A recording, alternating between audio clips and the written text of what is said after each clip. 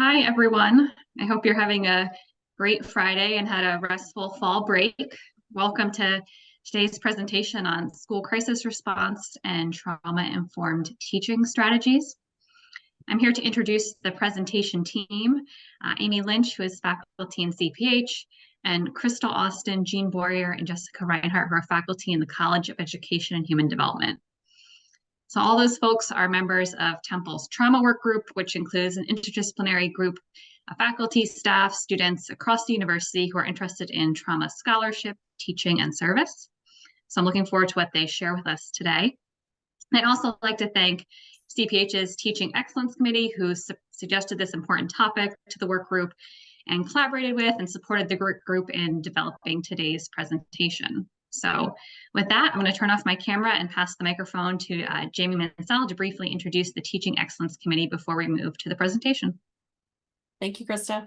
The Teaching Excellence Committee is comprised of Dr. Annie Frankel, Matt Hall, Kyle Harris, Dan Rosny, and Fel Garcia, Michelle Scarpula, and myself. And we'd like to thank the Trauma Group for really taking on this collaborative project with us this semester, because we know it's really pertinent to our faculty. So thank you.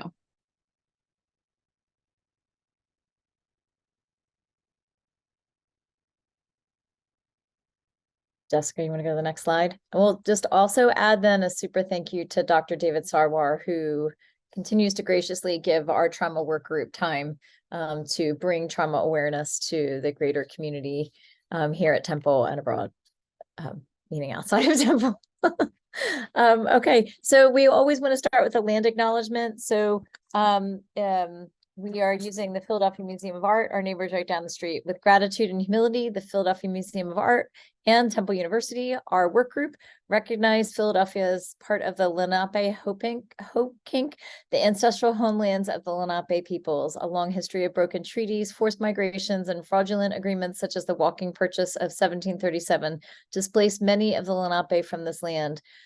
Our work group and here at Temple, we aim to understand our place within the legacy of colonization and to act as allies to the Lenape people and other people who have experienced oppression and marginalization. We pay honor and respect to the ancestors, past and present, by committing to build a more inclusive and equitable space for everyone. So we wanted to just take a moment to have a prediction, acknowledgement, and disclosure. We will be discussing events and experiences today that may be difficult. Individuals participating may experience discomfort with some of the conversation. You may experience a trigger of a prior memory, thoughts, emotions, and actions from yourself and your own history or others during this talk. Triggers are really important to honor. They warn us that our bodies, minds, and hearts may need to pause and protect. It's important that you stay present, and it's really hard to do. So if you need to turn off your camera, if you need to leave the session, if you need to express your voice and experiences, we welcome you to do what you need to do during this presentation. Allow yourself some time for self-care after this to ground yourself back in the present. You can consider going for a walk, listening to a song, calling a friend, watching a funny meme. And if you leave, please know that this is being recorded so you can watch it later. If you're unable to return the talk, if you would like more than just self-help, please know that one of your resources is to text NAMI for a friend or to call them for some resources and support. So our objectives today are at the end of the session. We hope that everyone engaging will be able to name and frame the event, experience, and effect of individual and collective trauma, to have exposure to the differences between trauma-informed principles and crisis response, to begin to know the scope of your role in an interdisciplinary trauma-informed response to a school crisis event, and to consider ways that you can support psychological and emotional health in response to a crisis. So to get where we need to go, we need to do just a really brief overview of what is trauma, what is a crisis event, and how do they go together. So a crisis is an acute event, okay? It's always negative and it's often unexpected. So you might know that a hurricane is coming and it's predicted, but how the hurricane will impact each individual, who will experience what in terms of property destruction or loss, is nothing that can be predicted. Crisis events can result in trauma. Trauma is the result of an event or series of events or circumstances that an individual is harmed physically or emotionally or threatened, and that it has long-lasting effects on their functioning, physical, social, emotional, and spiritual well-being. Trauma events are serious and can be ongoing. And when we experience a trauma, internal and external factors can increase or decrease the likelihood of the event resulting in trauma that impacts you across the long term. So internal factors might be things like your physical health, your cognitive skills. External factors might be things like, do you have safe housing? Do you have supportive friends? Do you have access to counseling services? Okay. There's a whole host of internal and external factors that can support and mitigate the impact of the crisis event turning to trauma in the body. The more traumas that are experienced, the greater the impact. And so what we want to think about is that when somebody experiences trauma, it is going to involve, it's going to be an event or circumstance that involves a sense of fear, helplessness, and horror. It can be a one-time event or an ongoing event. The individual feels helpless. Okay. And it can be, then that's the event can impact the individual's experience of the event. Okay, so the individual level experience is going to determine whether or not it's traumatic. So you may have a large event happen at a concert. Where you are at the concert in relation to where the event occurs, your past experiences can impact what happens and how you experience the event at the concert. The effects can include adverse physical, social, emotional, and spiritual consequences. It impacts our body, mind, spirit. And what's important is that trauma connects with lack of power and perceived threat, and that no one person is experiencing trauma in this, no one person is experiencing an event in the same way. And so everybody's experience of the event and the effects of the event on them are going to be highly individualized, which is what can make it very hard to manage and respond to a large public event.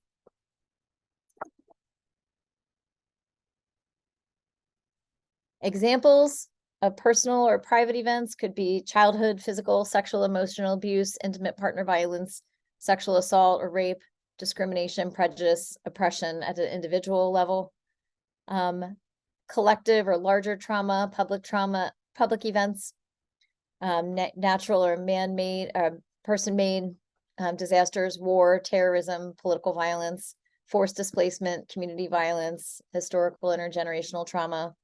And what's actually important about all of this to consider too for the public events is that you don't have to personally experience them. We also need to consider the impact of social media and the intensity and duration and frequency at which events are now made visible to people who aren't in the immediate proximity of the event. And so you could experience trauma simply through the social media experience of it. Not simply, but I'm going to turn it over to Crystal.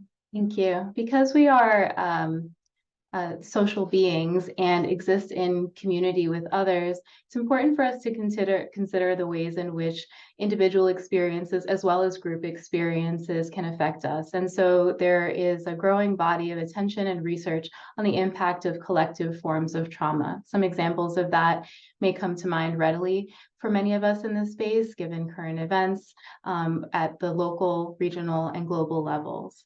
And as Amy just named, they can be things that we are experiencing directly that can impact us individually based on our connection to community and culture, like intergenerational trauma, and the witnessing of violence, terror, harm, loss, and the experiencing of that in very real ways. That means that whether we know that an individual student or person that we're interacting with has experienced a specific event that they might be experiencing trauma as a result of, or if we can consider everyone as exposed to a potential source or many potential sources of collective traumas, that all of us can benefit from a trauma-informed perspective. And so this is not an approach that we advocate for using with individual people, or that you as an instructor, or regardless of your role, that you are in the position of diagnosing or determining whether someone is having a traumatic reaction necessarily. If we incorporate some trauma-informed principles and come from a space of understanding that all of us have the potential for manifesting some of these trauma trigger responses, I think that it gives credit to the impact that collectively stress experiences have on us as a society, as a community, as an institution.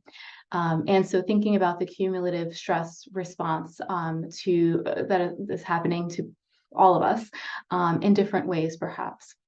The lowered neurobiological readiness to respond to stress when stress comes up is something that you might be observing in folks that you're interacting with and in yourself. And so again, the importance of incorporating what we're referring to here as these trauma-informed principles, as well as the crisis response strategies that our colleagues are going to discuss in a moment, is important as we consider the fact that we're operating potentially in a greater sense of stress overall.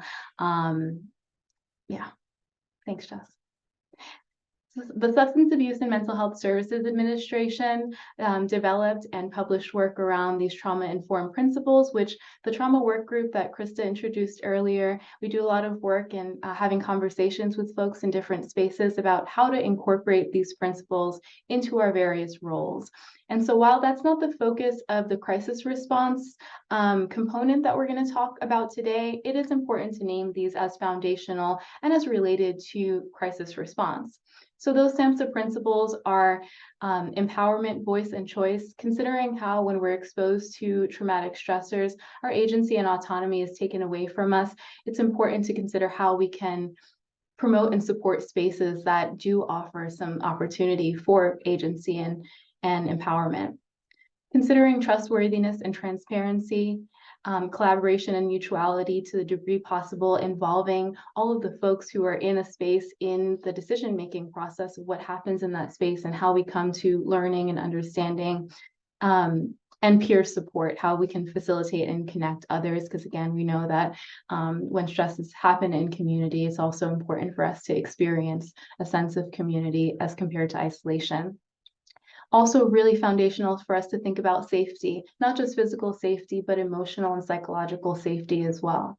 And wrapped around all of these principles, we encourage you to consider sociocultural and historical context in recognizing that depending on our experiences of and connection to marginalization, oppression, and other forms of harm that have existed and continue to persist in our society, that our experience of and opportunities for, say, safety, empowerment, and peer support may vary. Ultimately, clear communication is important to all of those pieces. And just one more connection before I invite my colleagues, Jean Boyer and Jessica Reinhardt, to share more about the crisis response piece of what we're here to talk about today. It's important for us to consider both the proactive and the response. So we're going to learn a lot more about the response piece today, but informing, using those SAMHSA principles to develop trauma-informed pedagogy for classroom spaces, as well as other forms of educational interaction spaces, is important. Again, our trauma work group does have those conversations with folks in different spaces. We've been privileged to have with folks here at the College of Public Health and with other spaces on campus. So we invite more of those opportunities in the future. And crisis response and having an awareness of the language and tools and structure that can be useful in responding to things is an important part of considering our own well-being in the process of trauma-informed space, because it's not just about the folks that you're working with and serving, but you as an instructor, a facilitator, a collaborator should have a sense of preparedness and safety as well. So that's what the crisis response intervention piece of today will provide us. Jessica and Jean, I'll invite you to take it from here.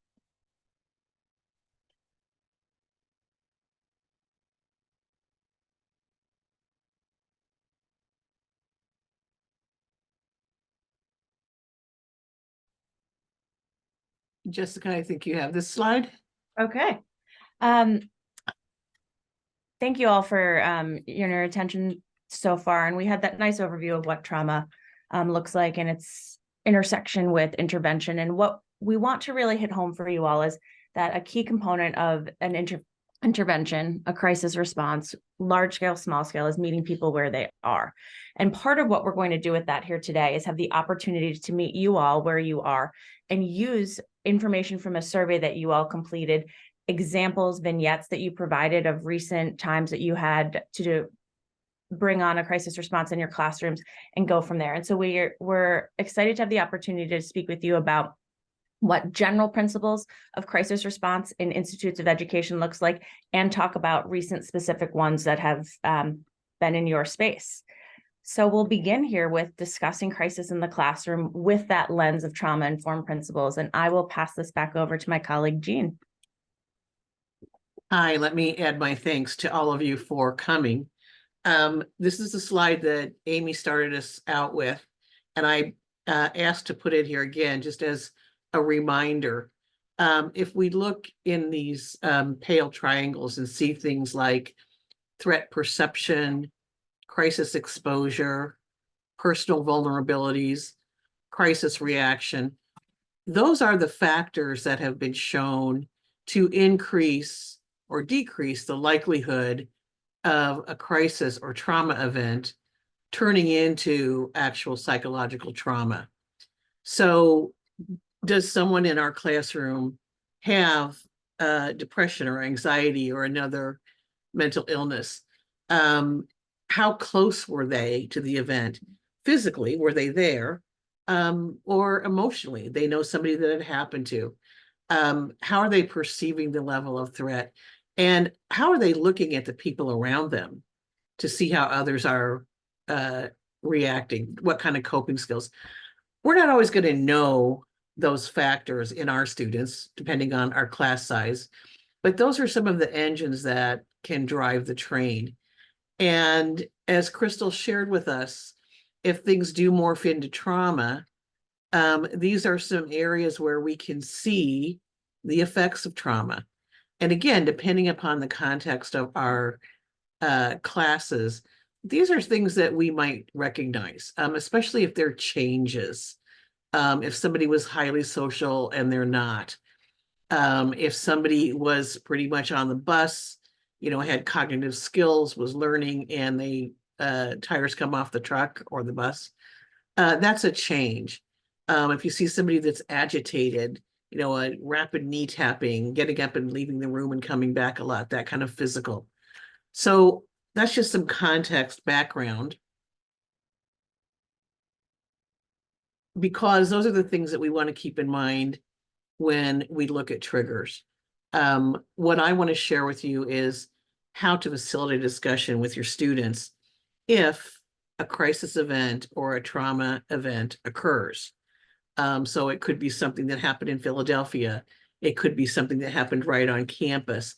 It could be something that happened right in your particular school or college.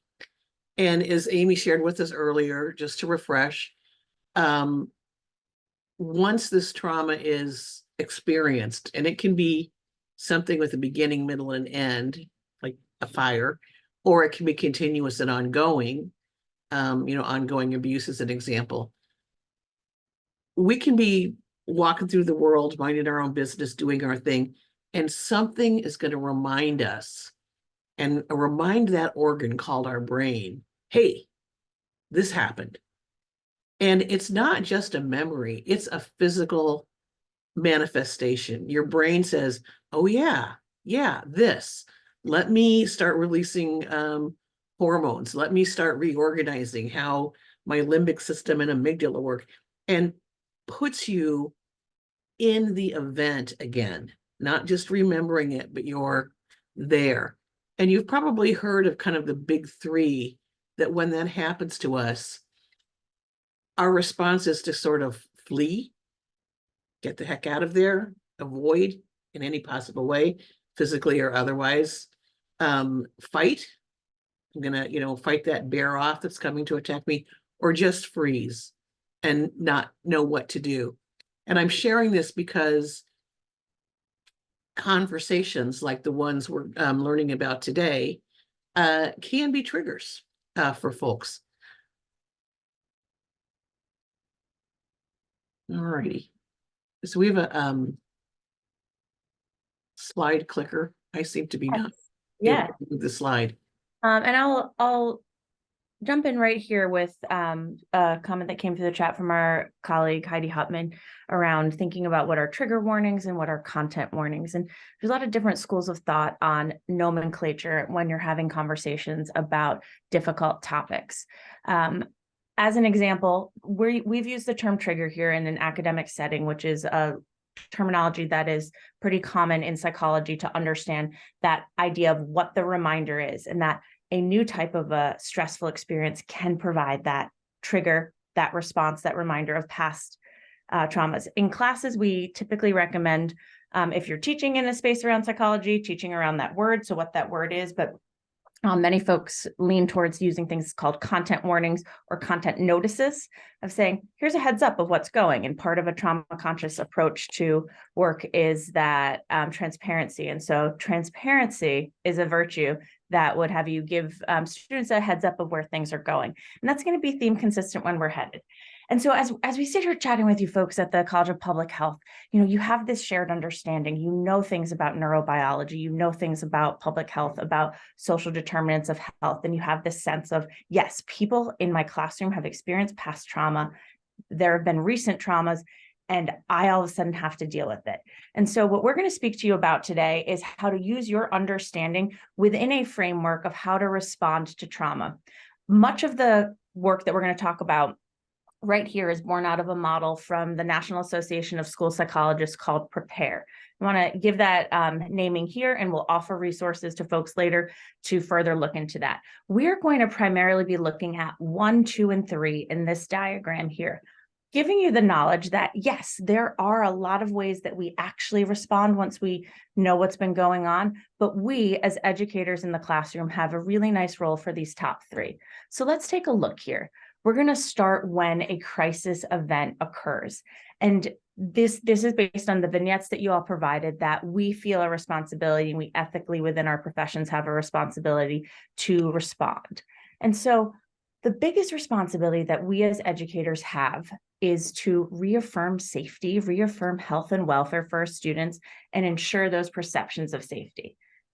And you're going, yes, I know. This is why I want to have this conversation, because I don't want to say something wrong. I want to be sure that the way that I approach these conversations is really useful.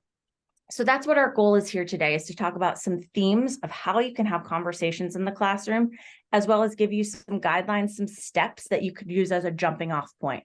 So I want to start with the first theme is really monitoring yourself.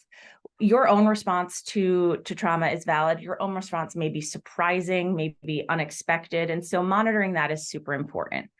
What we know about students from pre-K all the way through graduate higher education is that students look to the leaders in an educational space to form more of their reactions and to form some of their understandings. And so by monitoring where you are, knowing your availability, your capability to have some of these classroom conversations, or seeking support yourself from a member of your unit's team to do this, reflecting on your own worldviews, experiences, knowing what has come up for you. The second theme that we look at when we are stepping into a classroom space, knowing that individuals have an event, a crisis event on their mind, is to reaffirm safety. And one of the first principles that comes up is to maintain normal routines. What we mean by this is trying to get back to a typical schedule as soon as possible. Oftentimes in higher education, that can feel fairly easy to do because the university higher ups have made some decisions, but within units, to the extent that you have control, maintaining normal routines is important. Emphasizing that an organization is safety, and then offering opportunities for students to understand the physical safety that is present in your spaces, and the emotional safety, including really important validation of emotions. This is a theme that we're going to carry forward here, and a promotion of self-regulation. We'll give you some guidelines on how to do this, but this is a major theme for ensuring perceptions of safety. And then the last theme that we want to emphasize for you is this theme of making time to listen and talk. We really want to emphasize the listen first. When somebody is experiencing a trauma reaction, a crisis reaction, very often being heard is one of the most important things. And so when we step into these spaces, oftentimes we're going through like, what am I going to say? What are the right things to say? And what we'd like to offer you here is it's more important to have a space to be a listener and let people feel heard than to have the exact right words yourself. So within that, allowing student questions and students' experiences to guide some of the ways you have the conversations. Really want to hit home this idea of when a student shares how they feel, reflecting it back to them, using some of those bedside manner or micro skills, whatever you want to call them from your profession, of letting someone know they're heard. I hear you say this, you're feeling this, is a really important response. We're going to welcome all of the responses and normalize that responses are often unexpected and feel unrelated. And another theme that my colleague Jean will talk about a little bit more is the gift that we have in our higher education, that within these difficult conversations of relating the topic to the profession or to the course content.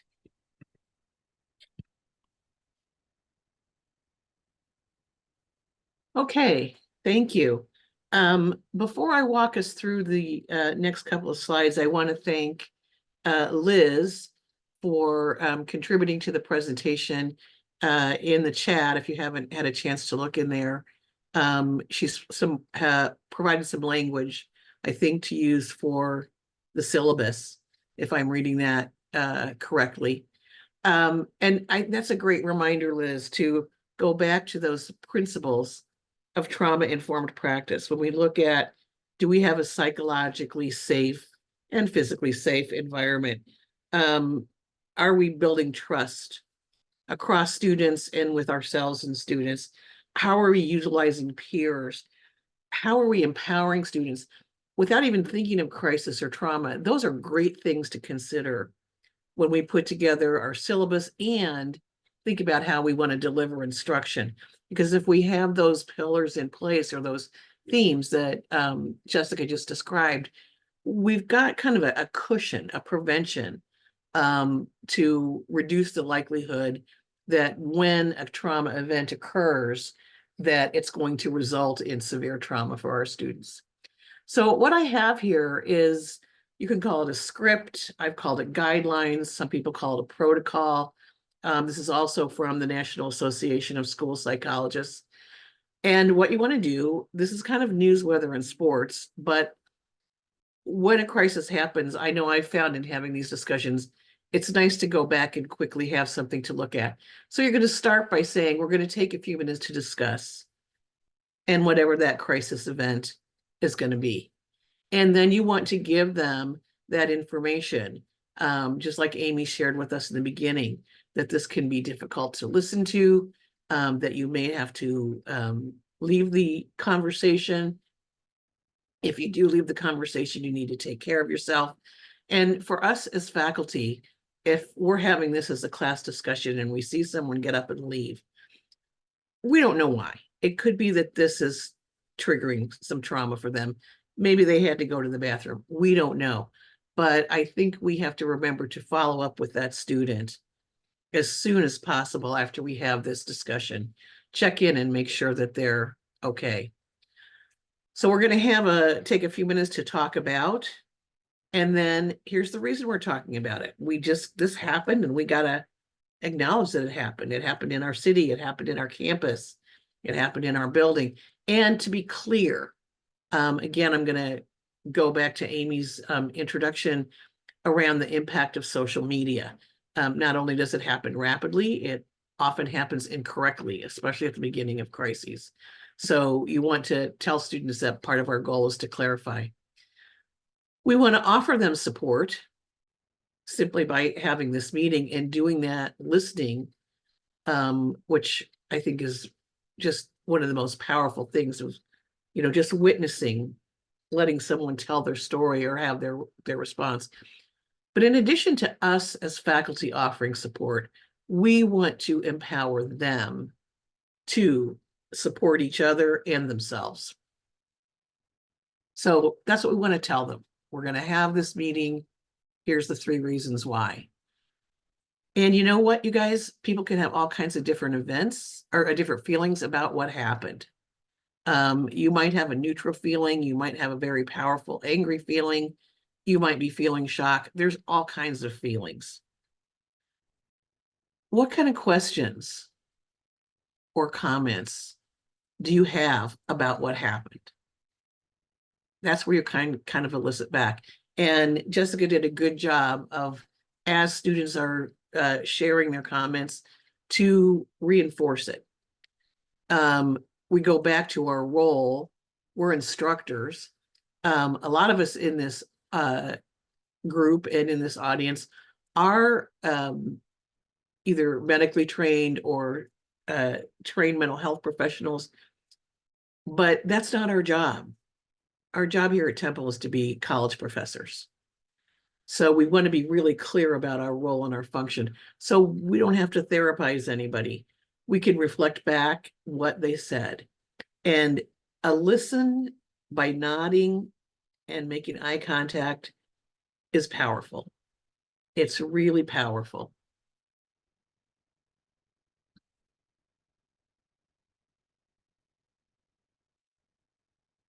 Now, this is something that is number 5, not from the National Association of School Psychologists, but it's one thing that the group thought about. What's unique about having these discussions in higher education? Well, we all have content related to our professions, and we are largely a group of people. I'm talking not just about the trauma group, but all of you who are attendees, who are in a helping profession or some kind of social service profession, where in terms of having clients or patients, whichever term you use, who've experienced trauma, it's always when you're going to encounter that. It's not if. This is a high incidence experience that people have. So this is where you can really pull on your strength as a teacher who's preparing other professionals. How do we make a connection between what we're learning in our class and what just happened, what we're learning about crisis?